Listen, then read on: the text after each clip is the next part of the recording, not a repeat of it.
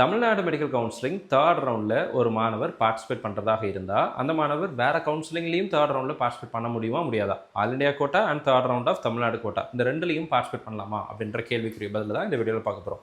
நம்மளுடைய கமெண்ட் செக்ஷனில் சஞ்சனா தியாகராஜன் அப்படிங்கிற ஒரு கேண்டிடேட் கேட்ட ஒரு கேள்வி என்னன்னு சொல்லி கேட்டிங்கன்னா, ஆல்ரெடி எனக்கு செகண்ட் ரவுண்ட் தமிழ்நாட்டில் சீட்டு கிடச்சிருச்சு, நான் ஜாயின் பண்ணிட்டேன். இப்போ all India quota and Tamil Nadu state quota இந்த ரெண்டுலையும் தேர்ட் ரவுண்டில் பார்ட்டிசிபேட் பண்ண விரும்புகிறேன். ஒருவேளை ஆல் இண்டியா கோட்டா தேர்ட் ரவுண்டில் சீட்டு கிடச்சிருச்சுன்னா நான் தமிழ்நாடு தேர்ட் ரவுண்டில் பார்ட்டிசிபேட் பண்ண முடியுமா முடியாதா? இந்த கேள்வி தான் நிறைய பேருக்கு இருக்குது. நமக்கு வரக்கூடிய ஃபோன் காஸ்ட்லேயே நிறைய பேர் இதே கேள்வி தான் கேட்குறாங்க. அதற்குரிய பதில் தான் இந்த வீடியோவில் பார்க்க போகிறோம்.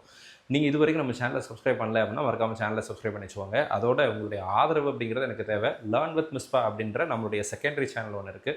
அந்த சேனலில் பெரிய வீடியோஸ் எதுவும் இப்போ வரைக்கும் போஸ்ட் பண்ணுறதில்ல, பட் நிறைய பிளான்ஸ் இருக்குது. நீங்கள் இது வரைக்கும் அந்த சேனலை சப்ஸ்கிரைப் பண்ணாமல் இருந்தீங்க அப்படின்னா மறக்காமல் கொஞ்சம் டைம் எடுத்து எனக்காக அந்த சேனலையும் சப்ஸ்கிரைப் பண்ணிவிடுங்க. உங்களுடைய சப்போர்ட் எனக்கு தேவை. ஸோ இப்போது all India quota third round, Tamil Nadu third round இந்த ரெண்டு கவுன்சிலிங்லேயும் ஒருத்தர் பார்ட்டிசிபேட் பண்ண முடியுமா அப்படின்னு சொல்லி கேட்டிங்கன்னா, நீங்கள் ஃபினான்ஷியல் லாஸஸை எதிர்கொள்ள தயாராக இருந்தீங்கன்னா பார்ட்டிசிபேட் பண்ணுங்கள்.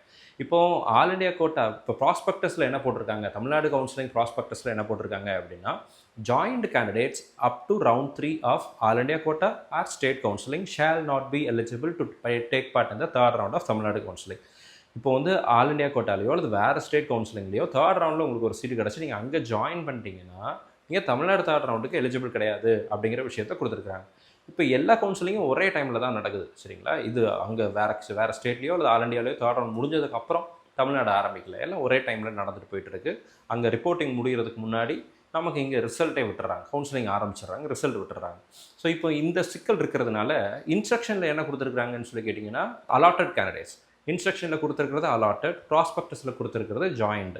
ஆஸ் பர் த இன்ஸ்ட்ரக்ஷன், அவங்க கொடுத்துருக்க இன்ஸ்ட்ரக்ஷன் அடிப்படையில் அலாட்டட் லிஸ்ட்டில் உங்கள் பேர் வந்துருச்சு அப்படின்னாலே நீங்கள் தமிழ்நாடு தேர்ட் ரவுண்டில் பார்ட்டிசிபேட் பண்ண முடியாது அப்படிங்கிற இன்ஸ்ட்ரக்ஷனை கொடுத்துருக்குறாங்க. ஸோ ரொம்ப பெரிய ரிஸ்க் எடுக்காதீங்க. உங்களுக்கு எந்த கவுன்சிலிங்கில் எந்த கோட்டாவில் சீட்டு கிடைக்கும் அல்லது சீட்டு வேணும் அப்படின்னு நீங்கள் நினைக்கிறீங்களோ அதில் மட்டும் பார்ட்டிசிபேட் பண்ணுங்கள்.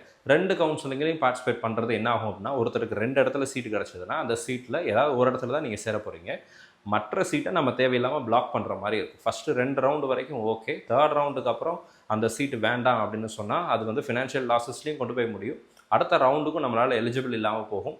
ஆல் இண்டியா கோட்டா தேர்ட் ரவுண்டும் போட்டு தமிழ்நாடும் போட்டு அங்கே கடைசியில் இன்ஸ்ட்ரக்ஷன் படி அவங்க ஃபாலோ பண்ணிட்டாங்க அப்படின்னா அப்புறம் தமிழ்நாட்டில் நம்மளால் பார்ட்டிசிபேட் பண்ண முடியாத சூழ்நிலை அப்படிங்கிறதும் உருவாகலாம். ஸோ அதனால் நல்லா யோசித்து டிசைட் பண்ணி இது பண்ணுங்கள். As per the instruction we cannot participate in both counseling, but as per the prospectus we can participate in both counseling. We need a clarity from Tamil Nadu Medical Selection Committee.